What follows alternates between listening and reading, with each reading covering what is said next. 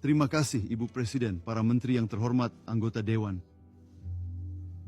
Saya hadir di sini hari ini sebagai Menteri Luar Negeri negara Yahudi di tanah leluhur kami, tanah Israel. Hadirin sekalian, sekitar 4.000 tahun yang lalu, leluhur kami Abraham hidup dan berjalan di Hebron, Beersheba, dan Beit El Kuno.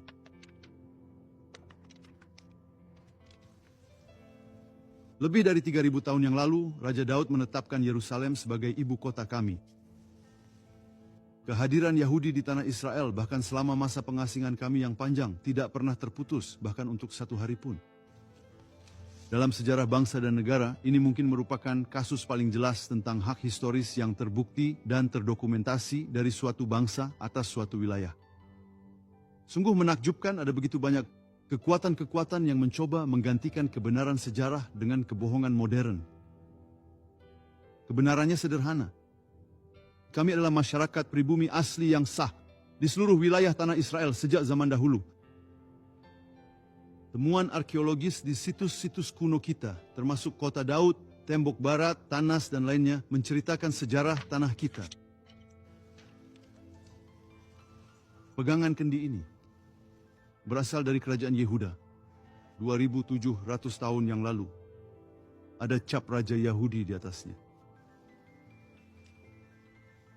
Koin ini, koin kecil ini, dari hampir 2.000 tahun yang lalu bertuliskan kebebasan untuk Zion. Ditemukan di padang gurun Yudea, koin ini dicetak pada tahun kedua dari pemberontakan besar Yahudi melawan Romawi. Bagaimana mungkin kehadiran Yahudi di tanah air kuno kami melanggar hukum internasional? Itu adalah kontradiksi dalam istilah. Pada tahun 1917, pemerintah Inggris mengeluarkan deklarasi Balfour yang bersejarah untuk membangun kembali tanah air nasional bagi bangsa Yahudi di tanah kami, di tempat-tempat yang sama di jantung tanah leluhur kami. Tempat yang Anda klaim orang Yahudi dilarang tinggal dan yang diduga melanggar hukum internasional, Anda akui sebagai bagian dari tanah air nasional bagi bangsa Yahudi. Saya ingin memperlihatkan sebuah peta dari mandat Inggris. Tapi saya akan memberi penjelasan terlebih dahulu untuk Menteri Luar Negeri Yordania yang saya tahu akan segera datang. Kami tidak memiliki klaim atas Transjordania. Saya ingin hal ini jelas. Tetapi ini adalah peta deklarasi Balfour dari mandat Inggris. Di sini ada Yudea dan Samaria. Sebagian dari Anda menyebutnya tepi barat. Pada tahun 1921, Menteri Negara untuk Urusan Koloni saat itu, Winston Churchill, berkata saat berkunjung ke tanah Israel, sudah jelas benar bahwa orang Yahudi harus memiliki tanah air nasional dan di mana lagi itu bisa berada? Bisa. Tetapi di tanah ini, yang selama lebih dari 3.000 tahun telah mereka hubungkan secara intim dan mendalam. Pada tahun 1922, pendahulu PBB, Dewan Liga Bangsa-Bangsa, menugaskan Inggris untuk membangun kembali tanah air nasional Yahudi. Ibu Presiden yang terhormat, kira-kira apa sajakah hal yang sebenarnya masih tersisa dari seluruh warisan tradisi sejarah yang sangat agung, milik Balfour dan Churchill? Klaim-klaim dalam diskusi ini, seperti banyak diskusi lainnya, hanyalah contoh lain dari obsesi munafik terhadap keberadaan Yahudi di jantung tanah kecil kami. Klaim bahwa orang Israel tidak boleh tinggal di Yudea dan Samaria tidak hanya bertentangan dengan hukum internasional dan deklarasi Balfour Inggris sendiri. Itu adalah pandangan yang secara moral menyimpang. Bagaimana mungkin orang Yahudi diizinkan tinggal di London, Paris, atau New York, tetapi tidak di tempat lahir peradaban kami sendiri, Yerusalem kuno, yang Anda sebut Yerusalem Timur, Shiloh, Hebron, dan Beit El? Ibu Presiden, ini adalah negara kami. Ini bukan 30.000, 13.000 kilometer dari negara kami, seperti Kepulauan Falkland, yang oleh Argentina disebut Kepulauan Malvinas, sebuah sengketa yang hingga hari ini belum Anda selesaikan dengan Argentina. Hadirin sekalian, kesepakatan abad ini Presiden Trump tahun 2020 menegaskan bahwa komunitas kami di Yudea dan Samaria akan tetap utuh dalam perjanjian permanen apapun. Akan ada perdamaian suatu hari nanti. Perdamaian itu tidak akan tercapai dengan memindahkan orang dari rumah mereka, baik Yahudi maupun Arab, tidak satu pun dari mereka. Gagasan bahwa komunitas Yahudi adalah penghalang perdamaian sungguh keterlaluan. Hal itu tidak sesuai dengan realitas saat ini maupun masa lalu di Yudea dan Samaria.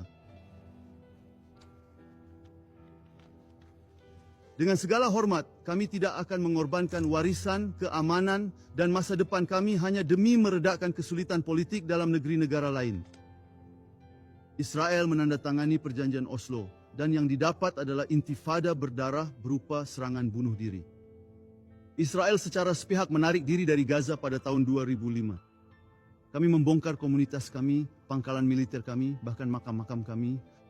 Yang kami terima adalah negara teroris terbesar di dunia di Gaza dan pembantaian 7 Oktober. Kapan kalian akan mengerti? Kami tidak akan mempertaruhkan keberadaan kami sendiri. Para anggota yang terhormat, otoritas Palestina yang dibentuk berdasarkan perjanjian Oslo secara terang-terangan melanggar perjanjian-perjanjian yang menjadi dasar pendiriannya. PA berkomitmen untuk memerangi teror dan hasutan, namun kalian tidak akan menemukan teroris di penjara-penjara itu. Selain itu, otoritas Palestina memberlakukan kebijakan upah yang menyimpang, memberikan gaji kepada para teroris dan keluarga mereka. Mengapa tidak ada satupun dari kalian mengatakan sesuatu tentang hal itu? Siapapun.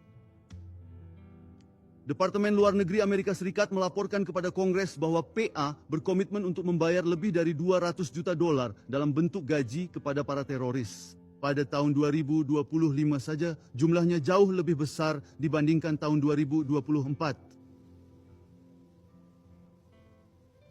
Beberapa minggu yang lalu, Abbas memecat Menteri Keuangannya untuk mengalihkan kesalahan kebijakan bayar untuk membunuh kepadanya. Namun Menteri Keuangan yang baru mengakui seminggu yang lalu bahwa kebijakan bayar untuk membunuh akan tetap berlanjut meskipun mereka mengalami kesulitan keuangan. Tapi kalian tidak mengatakan sepatah kata pun tentang hal itu, bukan? Otoritas Palestina terus menghasut kebencian terhadap Yahudi dan Israel di buku pelajaran, sekolah, dan taman kanak-kanak. Lewat topeng dan media.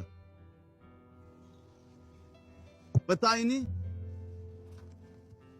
sebuah rekaman video dari sekolah dasar Palestina di Hebron menampilkan sebuah gambar tengkorak yang diletakkan tepat di atas kawasan pemukiman komunitas Yahudi. Tengkorak. Apa pesan untuk anak-anak? Inilah nasib yang mereka rencanakan untuk orang Yahudi. Otoritas Palestina sama seperti Hamas mencuci otak generasi penerus agar membenci orang Yahudi. Di bawah otoritas Palestina terjadi penghancuran sistematis terhadap situs-situs suci dan arkeologis. Warga Palestina menggunakan traktor untuk merusak situs Alkitab di Gunung Abel. Anda mungkin sudah mengetahuinya dari Alkitab. Penghancuran secara sistematis. Tidak ada sepatah kata pun tentang hal itu. Tapi inilah sejarah tanah ini. Mereka sedang menghancurkan. Orang-orang Palestina mengalihkan air dan melakukan pelanggaran lingkungan untuk merugikan warga kami. Dan Anda bisa melihatnya di sini.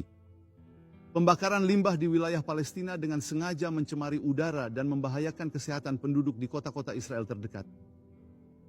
Badan ini mengklaim sebagai pelindung lingkungan. Di mana suara kalian? Hampir 300 bangunan didirikan setiap bulan hanya pada tahun 2025 oleh warga Palestina di area C. Pembangunan ilegal secara besar-besaran. Ini adalah pelanggaran terang-terangan terhadap perjanjian kami. Namun kalian tidak mengatakan sepatah kata pun tentang hal itu.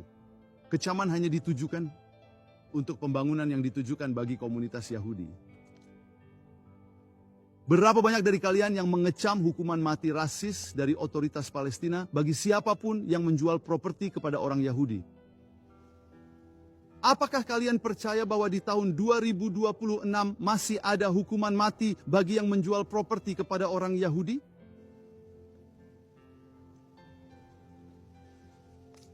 Hukum Yordania yang berlaku untuk apa yang kalian sebut. Tepi barat melarang penjualan properti kepada siapapun yang bukan Arab, baik Yahudi maupun non-Yahudi, Amerika, Tiongkok, Rusia. Berapa banyak dari kalian yang mengecam keputusan kabinet Israel minggu lalu untuk Marito.